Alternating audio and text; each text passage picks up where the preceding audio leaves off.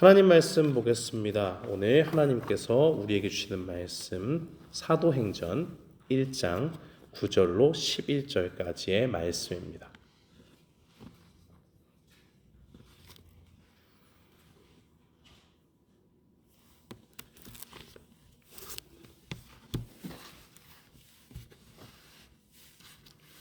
하나님께서 우리에게 주시는 말씀 사도행전 1장 9절로 11절입니다. 우리 다 찾으신 줄 알고 함께 봉독하겠습니다.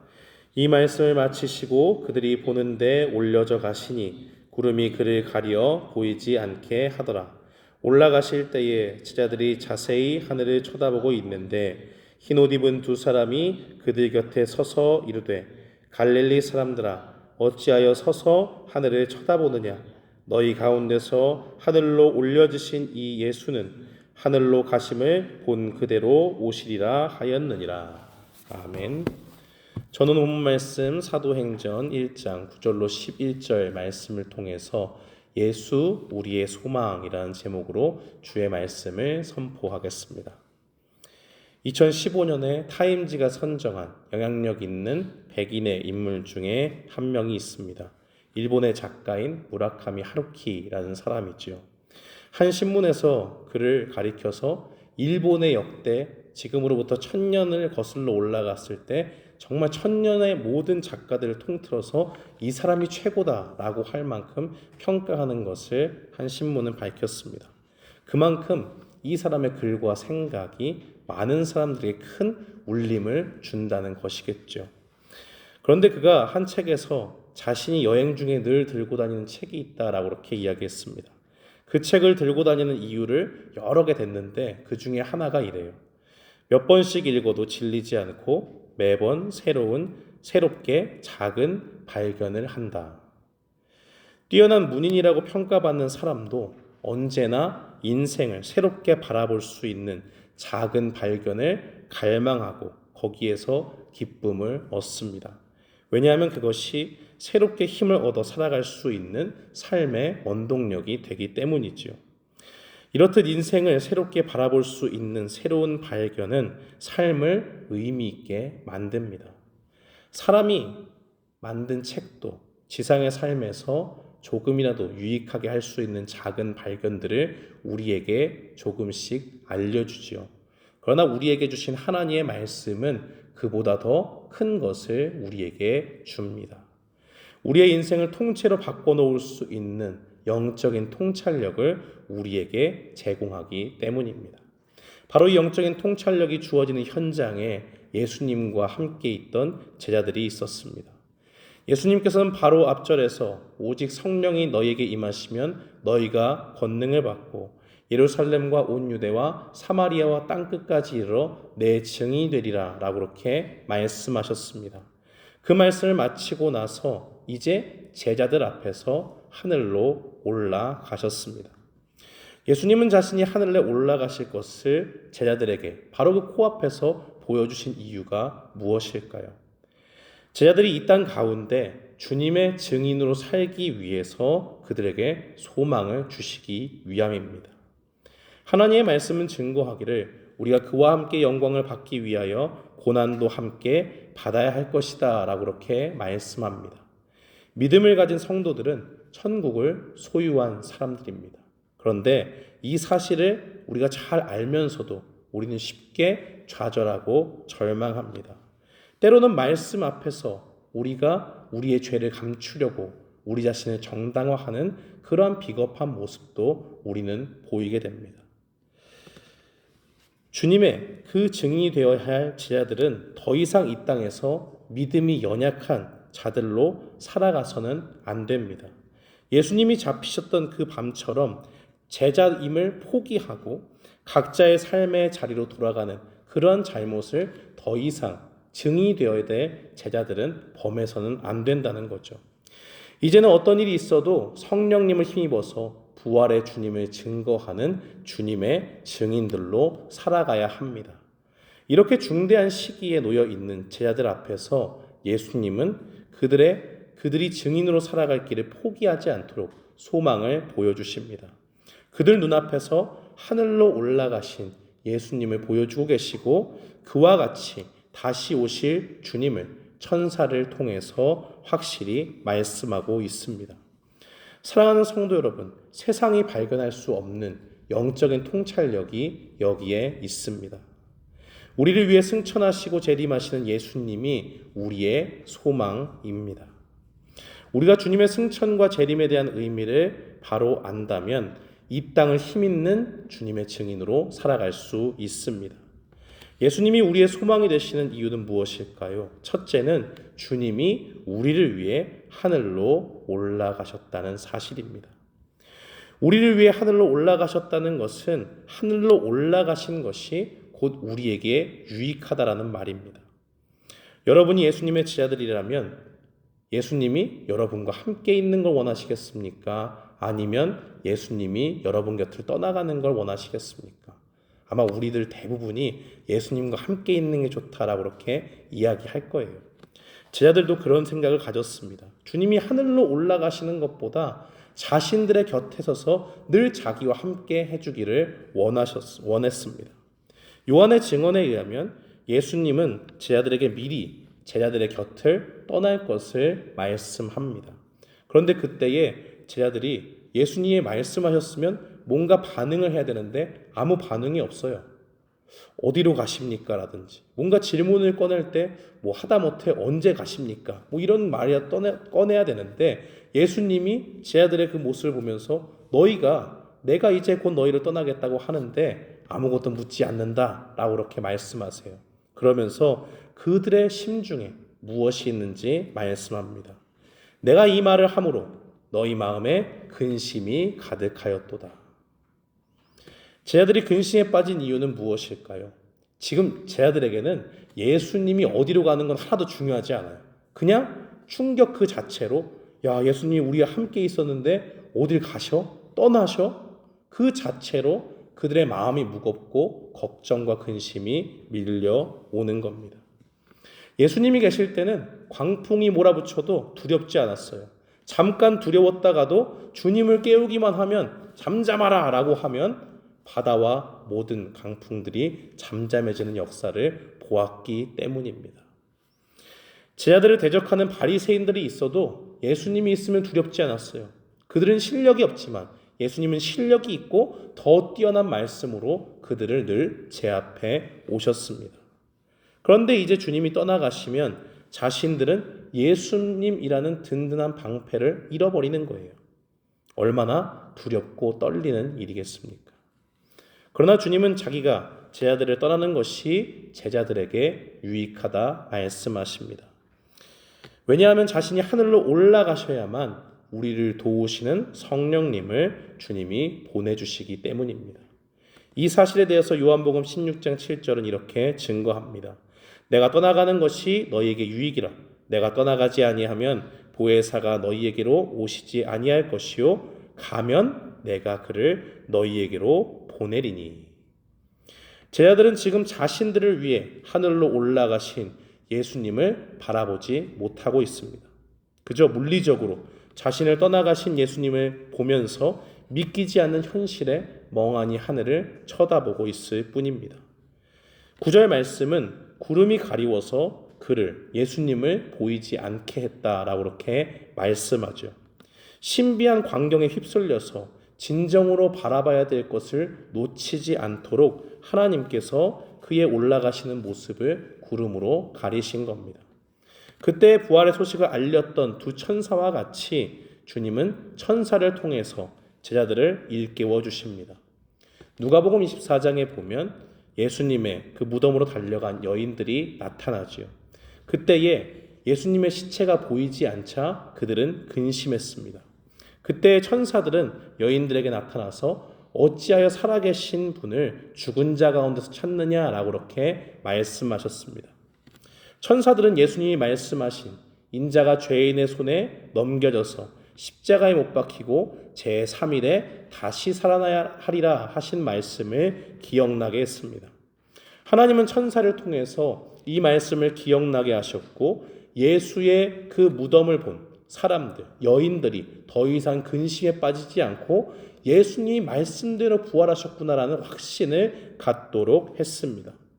그와 같이 지금도 하나님께서는 천사들을 통해서 그의 제자들이 잊고 있던 주님의 말씀을 깨닫게 하시는 겁니다. 10절에서 천사들은 하늘에 바라보고 있는 제자들을 향해서 말합니다.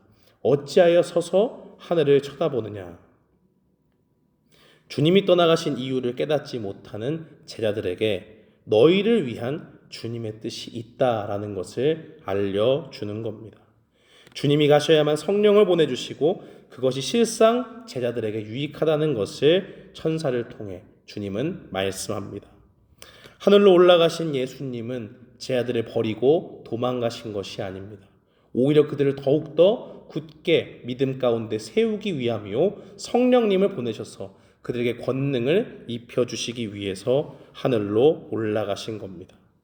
제자들이 하늘로 올라가신 주님을 보면서 기억해야 할 것은 하늘로 올라가셔서 자신들을 위해서 성령님을 보내주시는 주님을 바라보는 일이요 바로 그 일 가운데서 우리 주님 외에는 소망할 분이 없구나라는 것을 깨닫는 것이었습니다. 예수님은 하늘로 올라가셔서 성령님을 제자들에게 보내실 뿐만이 아니라 또한 무엇으로 우리를 유익하게 하실까요? 예수님이 하늘로 올라가셔서 우리도 주님과 같이 천국에 이미 앉아있는 성도라는 것을 믿게 하십니다. 에베소서 2장 6절 말씀은 증거하기를 또 함께 일으키사 그리스도 예수 안에서 함께 하늘에 앉히시니라고 그렇게 말씀합니다. 예수님 안에서 함께 하늘에 앉히셨다. 이 말을 가리켜서 종교개혁자였던 칼빈은 이렇게 주석을 합니다. 우리는 어떤 의미에서 이미 그리스도 예수 안에서 하나님과 함께 하늘에 앉아있다는 결론이 된다.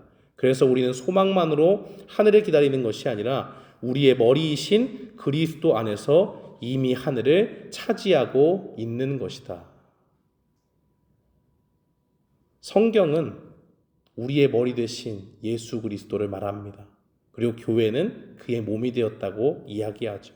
그리고 교회에 지체된 한 명 한 명의 성도들을 다 교회의 몸에 포함된 그러한 존재들로 설명하고 있습니다.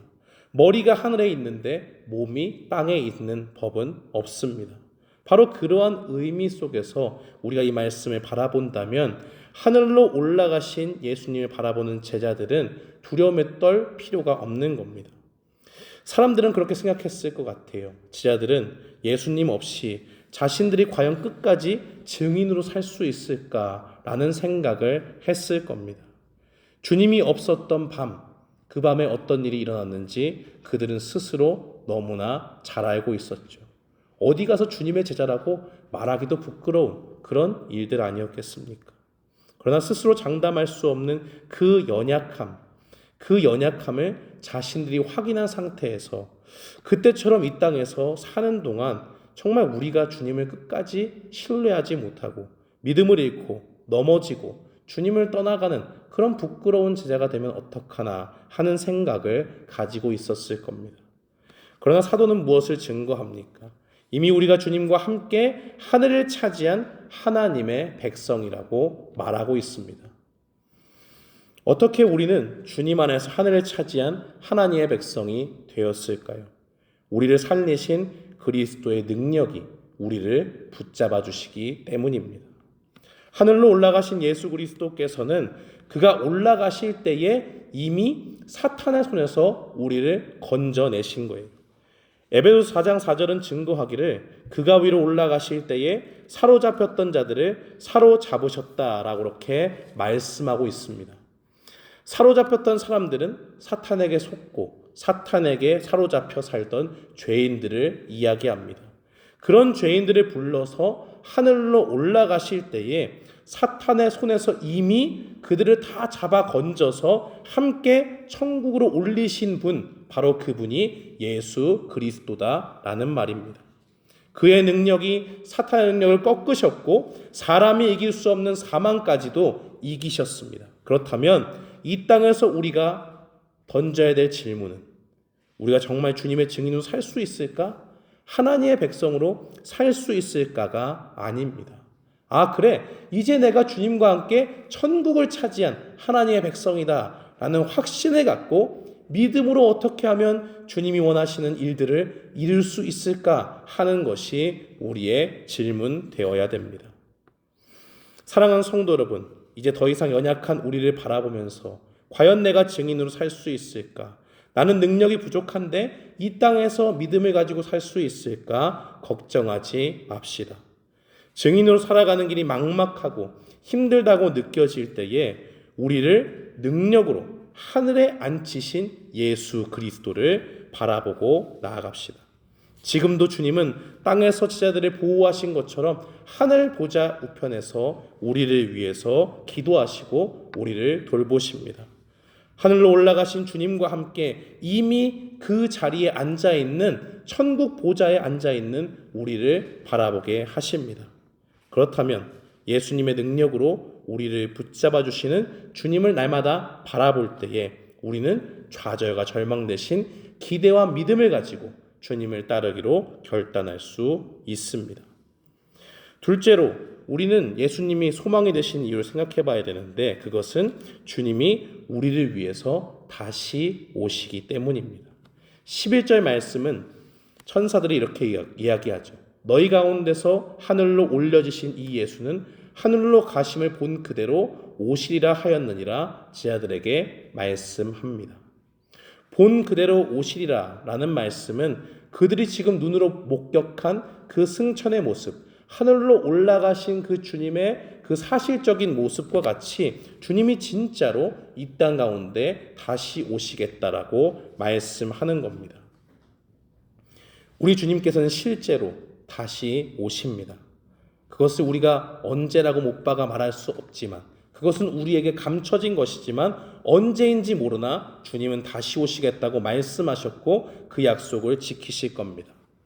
어떤 사람들은 주님을 부인하고 하나님의 말씀을 듣지 못할 어리석은 것으로 생각합니다. 주님이 이 땅에 다시 오신다는 경고도 그들은 무시한 채 살아가죠.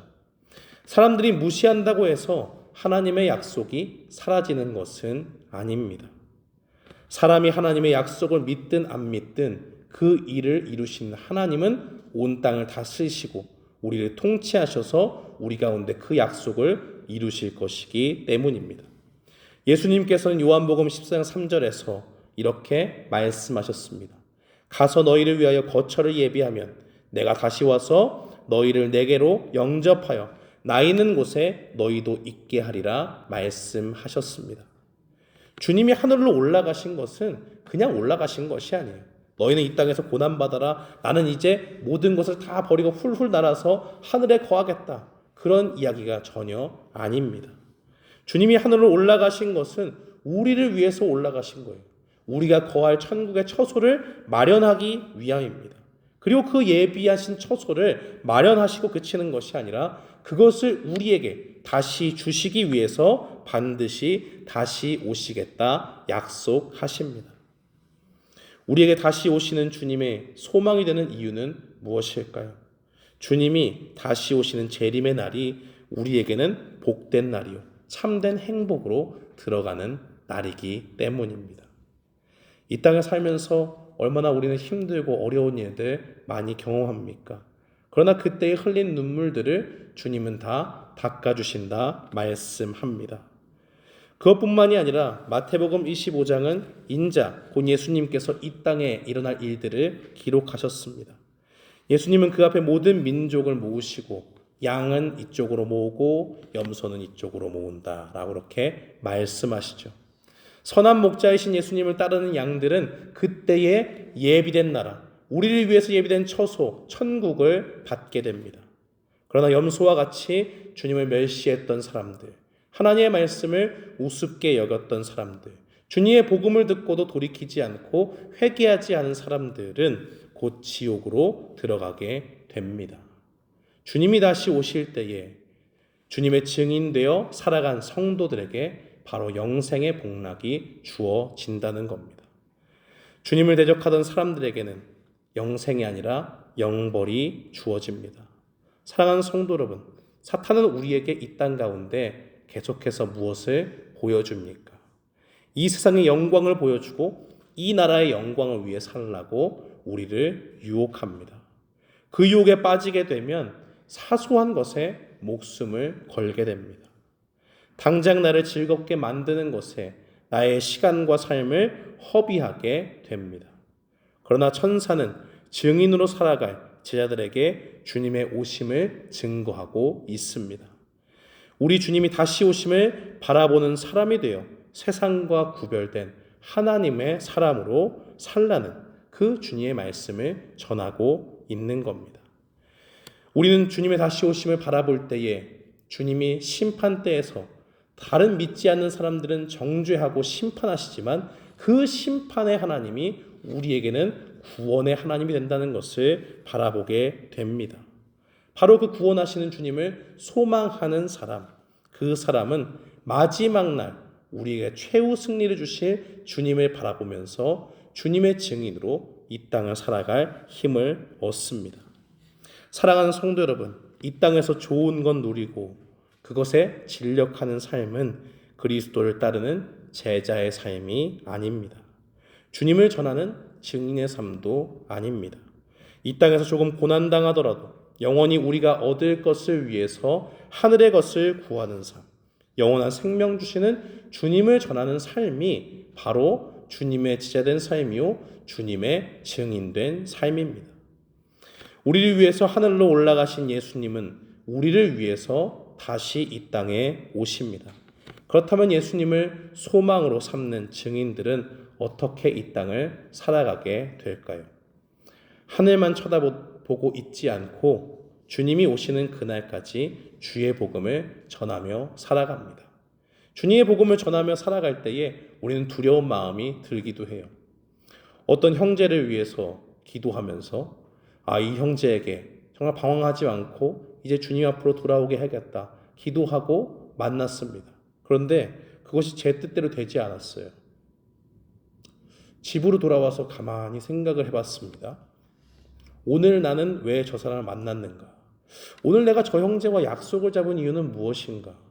그저 좋은 거 먹고 맛있는 거 먹고 웃고 떠들기 위해서 만난 건가? 그런 거 아니란 말이죠. 그런 것을 위해서 기도하지 않았습니다.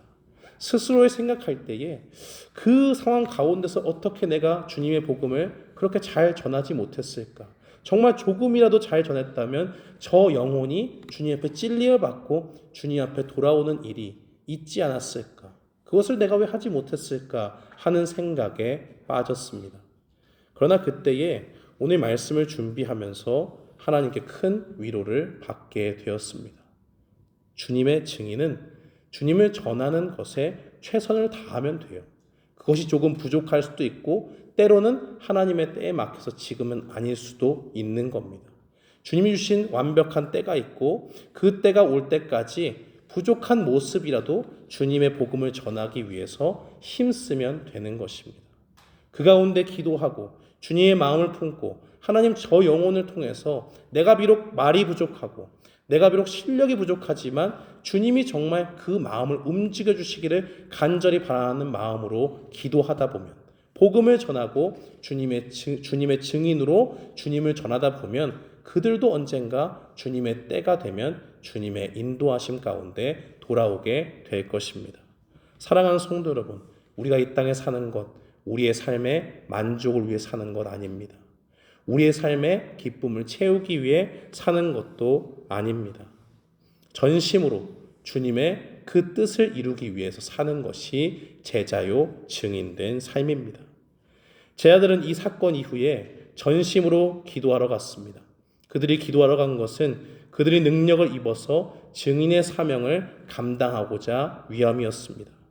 주님이 올라가셨으니 이제 능력 주시겠지라고 하는 아니란 생각에 빠져있지 않았습니다. 약속하신 성령을 믿고 몸을 움직여 기도하러 갔고 거기서 약속을 붙잡고 기도했습니다. 간절히 주님의 은혜를 구하고 주님의 도우심을 갈망했을 때에 그들에게는 성령님의 나타나심이 임했고 그 가운데 주님의 증인으로 살 수 있는 능력을 힘입게 되었습니다. 사랑하는 성도 여러분, 우리를 위해 하늘로 올라가신 주님이 우리를 위해 다시 오신다 말씀하십니다. 다시 오실 그날까지 우리를 위해 살아갈 힘도 증인될 힘도 우리를 위해 공급해 주실 예수님을 소망하십시오. 오늘 이 말씀을 듣는 모든 피스메이커 교회 교우 여러분들, 우리를 능력으로 붙잡아 천국으로 올리신 예수님께서 다시 오셔서 영생 주실 그 예수님으로 우리에게 참된 소망으로 우리의 주님이 되어 주십니다. 그 소망 되신 주님을 바라보면서 주님이 오시는 날까지 주님의 증인으로 살기를 결단하며 나아가는 우리 모두가 되기를 주님의 이름으로 축원합니다. 아멘.